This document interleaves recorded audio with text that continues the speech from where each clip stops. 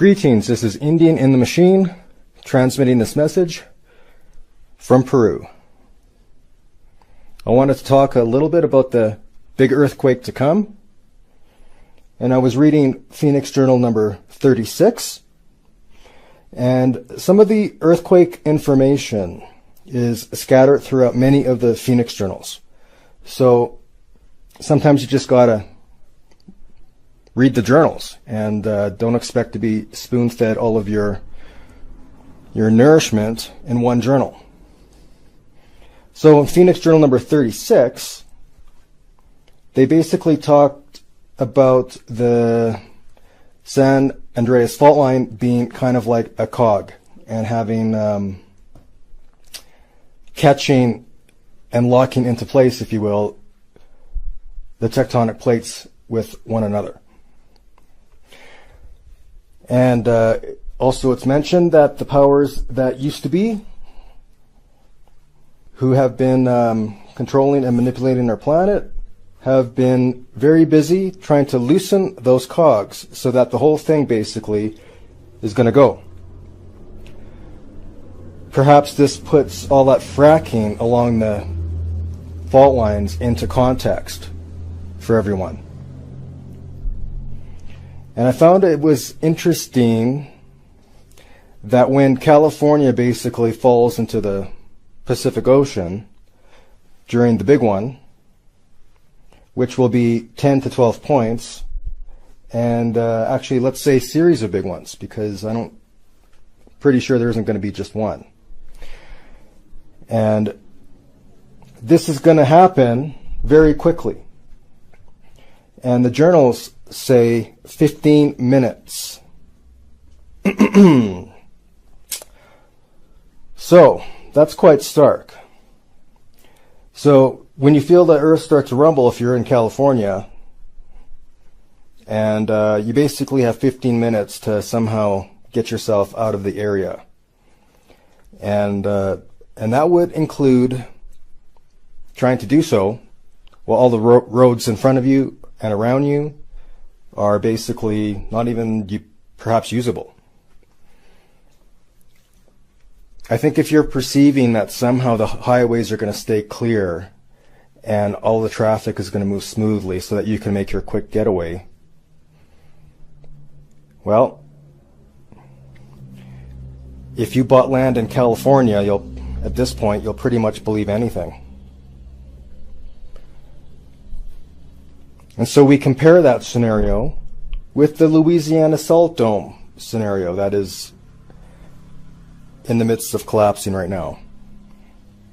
And many of us have been watching that for well over a year now. And that scenario has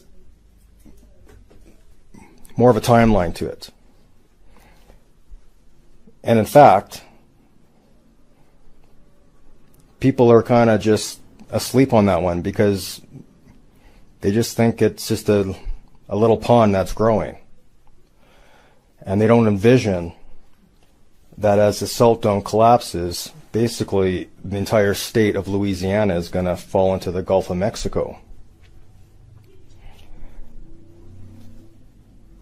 And then we have the situation on the other side of the Pacific Ocean with Japan.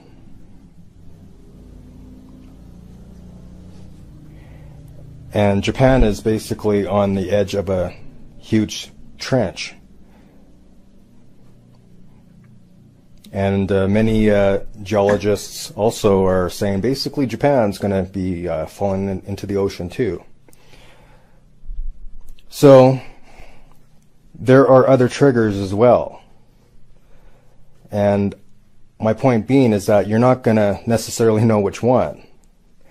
But if it is the California one, don't expect that the warning is going to be sufficient to get a person to safety.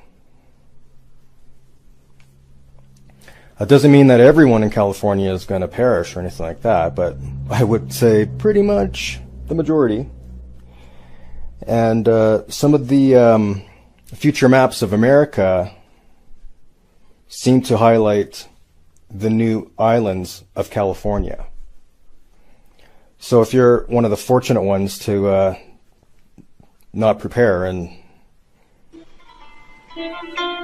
I don't even think those islands are going to be basically safe, because you're going to have tidal waves to deal with. So my message is, we're coming down to crunch time with these pending earth changes, and whatever triggers this series of earth changes to come, we don't know. But the time to prepare is now.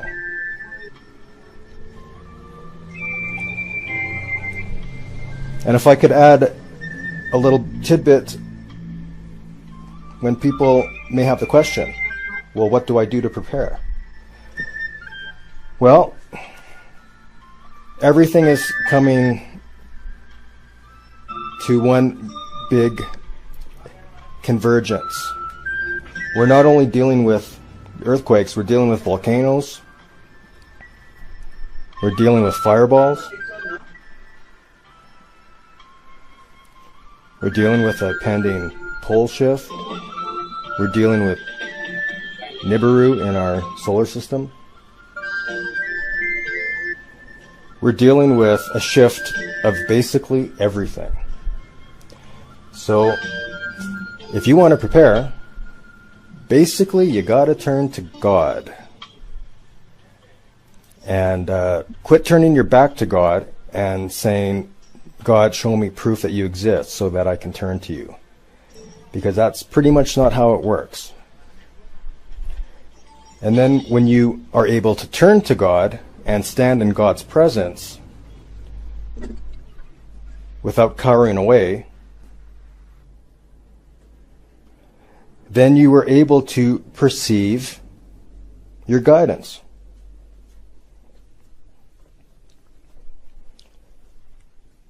But let me tell you this, that the governments of Russia and Japan have built underground shelters for all of their citizens.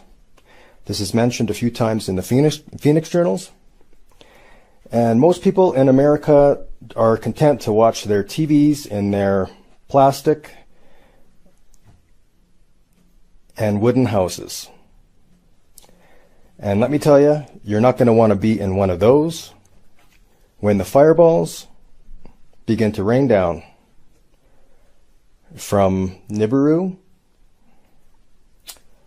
And if you think that the stuff of fireballs and Nibiru is just a big conspiracy, well, let me say that we've got the bending of our magnetosphere very recently. We've got fireball season, apparently, now, a new term coined by NASA. But what they fail to really be upfront about is where those fireballs are coming from. We've also got a new layer of our radiation belt around our planet.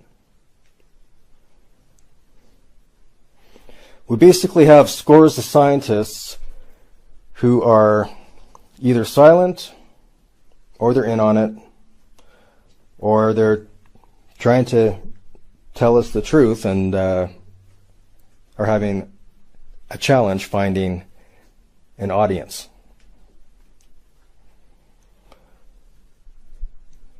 And so, to prepare physically may require basically $300 worth of materials and digging a hole in the ground and covering it with basically earth. If you remember the time of Noah, that was a cleansing by water. This time,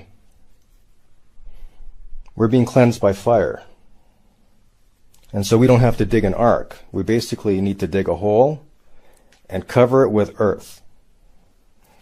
And this message will find you with very few days to do so.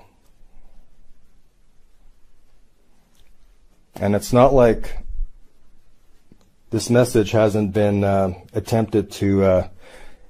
not like this message hasn't been available, because even the Phoenix journals have been available for a long time.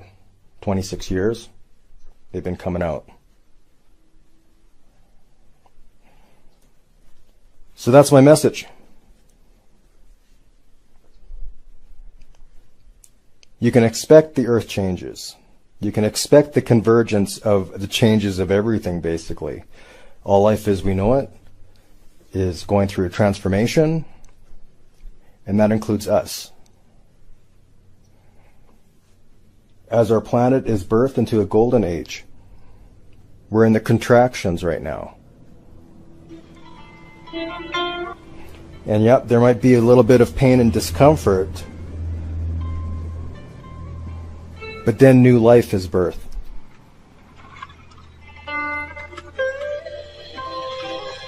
And so I send you the message of new life.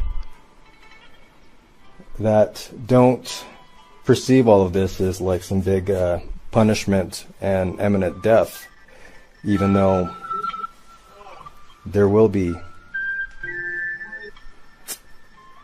chaotic challenges, shall we say. And if you look around you and you see no one else preparing, don't let that put you back to sleep.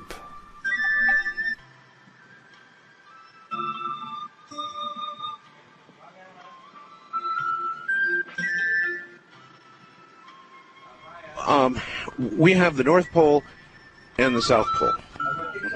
And we've always known it that way. North Pole's north, South Pole south. And so it is. But it may not have been that way forever, and there is significant scientific evidence, perhaps even conclusive, that there have been prior polar shifts. In other words, where north goes south and south goes north, right? That's right. Now, absolutely. Now, how many times in our Earth's history do we think this has occurred? Well, it depends on the experts you look at, but from what we can gather, probably 7 to 8 times. They're just, I think partially they're guessing because of records, but it has happened a considerable number of times. From a biblical perspective, there is at least probably 2.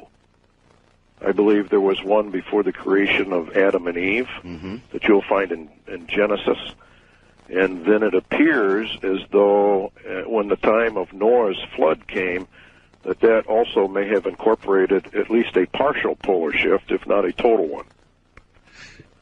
And then a very interesting event occurred in the days of Peleg, which occurred maybe 250 to 300 years after the flood, in which it says the earth was divided, and that would have been a gigantic earthquake, which, according to the ancient records, set up the nations as we know them today. The continents? Did it actually change continental formations? I mean, all right, well, let's get down to it. What do we think occurs? Oh, God, so many questions. First of all, how quick would a polar reversal occur? Well, the actual polar reversal, from what we can gain from the scriptures and from other documents, ancient documents, it occurs very rapidly, usually within a one-day period. So it occurs, when it finally goes, it goes extremely rapidly. A one-day period? Yes. And in one day, the North Pole goes to roughly the South Pole or some new location, and South goes to North? Yes. Okay, if that were to occur, what is our best guess about what would happen?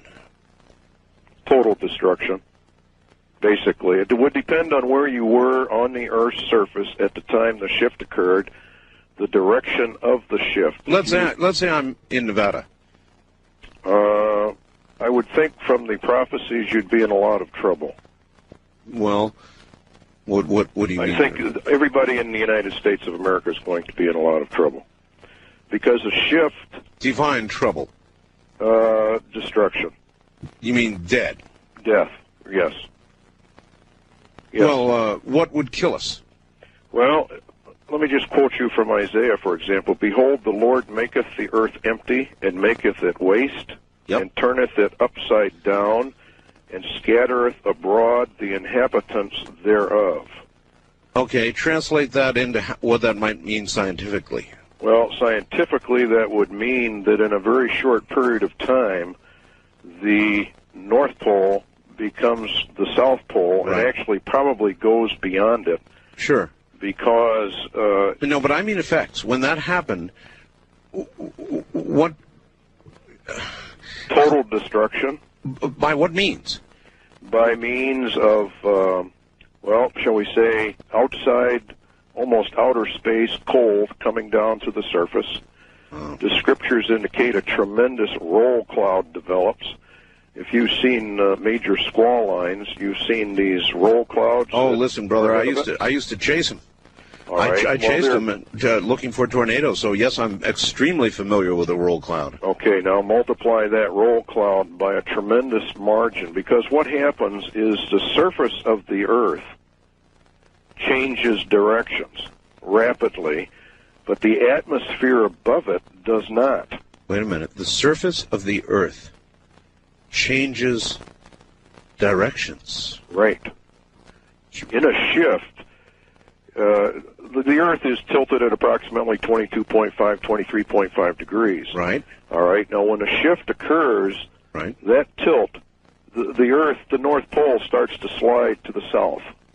Now, as it slides to the south, it is fairly solid, so the crustal part of the Earth just simply slides. But the Earth, or the atmosphere, does not catch up with it. It doesn't just move with it. Oh, my God. You know, I once had somebody on here talking about polar shift, and he said there would be 800-mile-per-hour winds. Oh, I would think probably at least that, probably even more. And so, if I just heard you correctly, you're saying the Earth's surface would move, but the atmosphere wouldn't. The net effect, though, would be atmosphere moving by us, or us actually, it wouldn't make any difference. The net effect would be stupendous winds. Yes. Yes. In fact, the atmosphere would actually begin to roll back as the surface of the Earth accelerates in the shift. Because the atmosphere cannot keep up with it. It begins to roll back, and it creates a huge vacuum area. For the first time, I understand this. And then air from the outer space comes down because it's super cold, and you have instant freeze of anything that happened to be there that would... I take it you mean actually upper atmosphere, yes. the very thinner, very cold upper atmosphere. Yes.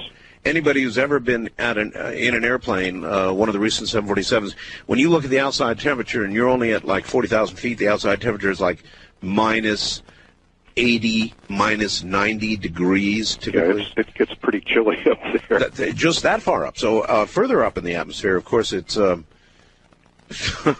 that were to suddenly come down... Well, you have instant freeze, which probably explains the findings in Siberia and whatnot. You mean the vegetation in the woolly mammoths? Yes. Yes. Instant freeze. They were quick frozen in a split second. The only thing that would do that is super cold air approaching, because of wind chill factors. And it would have to be very fast. Oh, instantaneous. They would never know what hit them. Nobody would know what hit them. Huh. There will be warning signs. Like what? Well, we're already getting the warning signs. We're seeing changes in the weather patterns. The patterns are getting more and more violent. Boy, I'll tell you, there's no question about that. I think we're in the preliminary stages of a polar shift. Now, let me tell you a little story. This is a true story. I could read it because I've got it here somewhere, but I know it by heart. The Fujita scale of tornadoes actually goes to 12, but that's just an academic study. Mm-hmm. On Earth, in our atmosphere, it is impossible to have the scientists say anyway, meteorologists, impossible to have anything greater than what's called an F5 tornado at 318 miles per hour. Now, That's exactly what we had, was 318 miles per hour. That is the top, the very tip top of the F5 scale. At 319, which, by the way, they think they might have actually had, you would have an F6. And they say that's impossible. And yet, it occurred. And everybody who's been watching the weather maps knows the horrendous tornado season that we've had. And you're saying this is a harbinger? Yes, absolutely. In fact, it's going to increase tremendously. Then there's one more thing. And I've been dealing with this on my show now for 2 years. So I'll tell you about it. You can tell me if it means anything, Stuart. But from time to time, I will suddenly start getting all these emails and faxes, and people will start saying to me, hey, Art, guess what? My compass is suddenly deviating anywhere between 8 to 15 degrees west. And it's freaky. It's like the pole is wandering a little bit, and then it comes back. Mm-hmm. Well, a magnetic pole shift probably will precede the actual literal pole shift.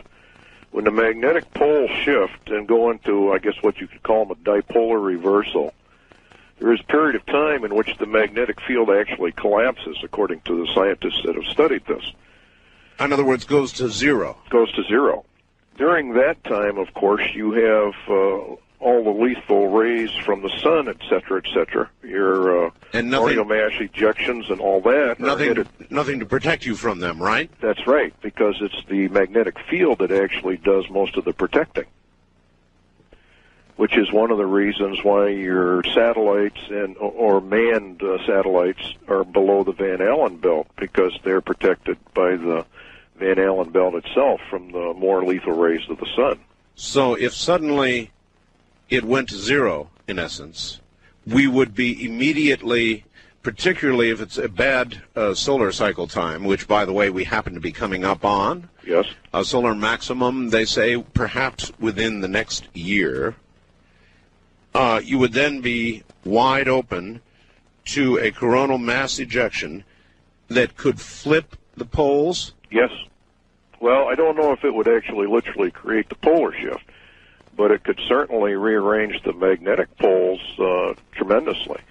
And there are some scientists that have done some research on this, and they claim that when the poles go to zero, that it has tremendous effects upon the Earth, great shaking of the Earth, and then it reorientates itself, and the North Pole becomes the South Pole, et cetera, et cetera. Stuart, I have a fellow I interview from time to time named Major Ed Dames from SciTech, which is a remote viewing organization. He has remote viewed something that he calls a kill shot from the sun.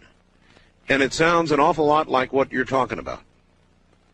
Could well be. There's no question that the sun is involved in this, because the time of the polar shift, according to the scriptures, and the time of a solar nova are the same.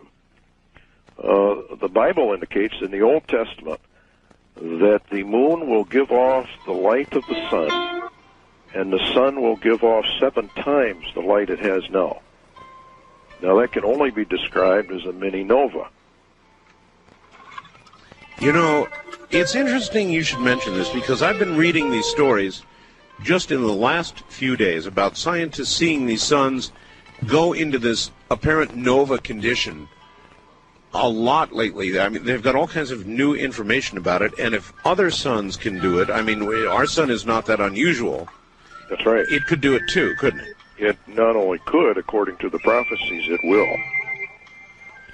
And actually, the way the Lord worded it, he said the heavens will be shaken, and the powers of the heavens will be shaken. In other words, things sort of go off from their normal course. The book of Enoch says the moon shall change its laws and not be seen for its proper period. Would anybody on Earth live through such an event? Yes, there are survivors. According to the scriptures, there are survivors. Well, not many. How about scientifically? I don't in any way put down the scriptures, and I realize you're coming at this from a Christian perspective, which is fine. But scientifically, if what you suggest occurred, how would anybody live? I think, again, it would depend on your location upon the planet in relationship to the spin of the polar shift itself. In other words, if you were in an area where you were sort of in the pivot area, probably not a whole lot would happen to you. But those on the outside of the shift, you see, would have tremendous damage. Oh, I absolutely do see. In other words, inside you would hardly feel the motion. Outside, you'd be thrown from here to Kalamazoo. Yes.